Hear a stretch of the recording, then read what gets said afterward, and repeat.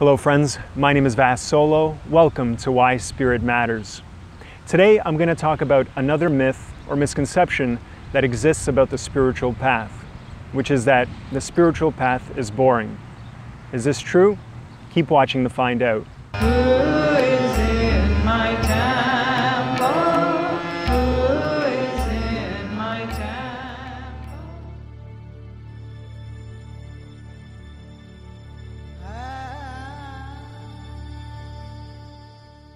Those who aren't on the spiritual path might look at spiritual people and wonder, do they ever have any fun, or do they just sit and meditate all day? They might look at a yogi that sits there and meditates for hours and wonder, how can he not be bored just sitting there with his eyes closed? And that's simply because they're superimposing their own restless mind on the yogi. Because they can't picture themselves doing it, the yogi must be crazy.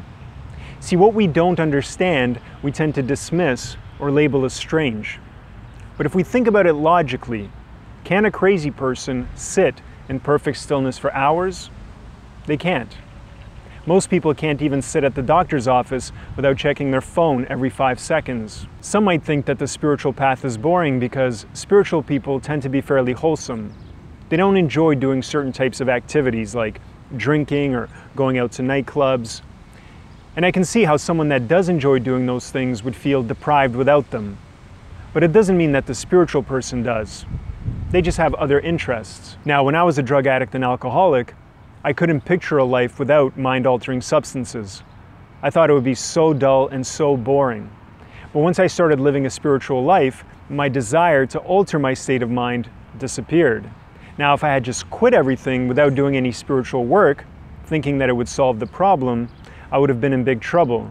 Because the problem was not the substances. The problem was me. My view and my perspective on the world was warped and twisted, which made reality seem very painful, and so I sought escape from it. But once I corrected my perspective by working the 12 steps, my desire to alter my state of mind went away. Likewise, a lot of the things that we chase after in the material world are simply symptoms of a deeper longing. That deeper longing is what brings people to the spiritual path.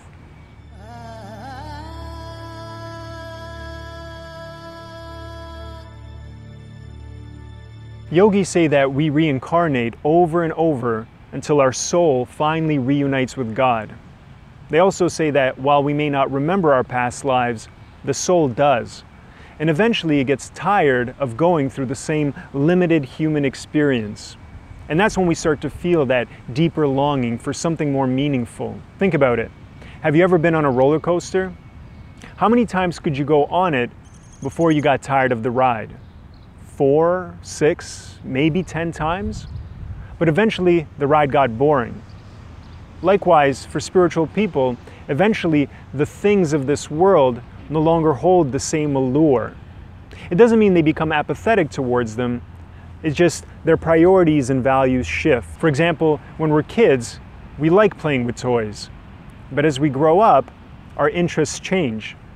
We go from reading Dr. Seuss to reading Tolkien and Dostoevsky. Now, if you give a 6-year-old Dostoevsky to read, they'll be bored in 5 seconds.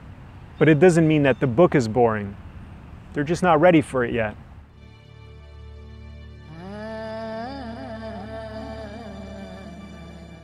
One of the fundamental differences between non-spiritual and spiritual people is that non-spiritual people depend on external things to make them happy.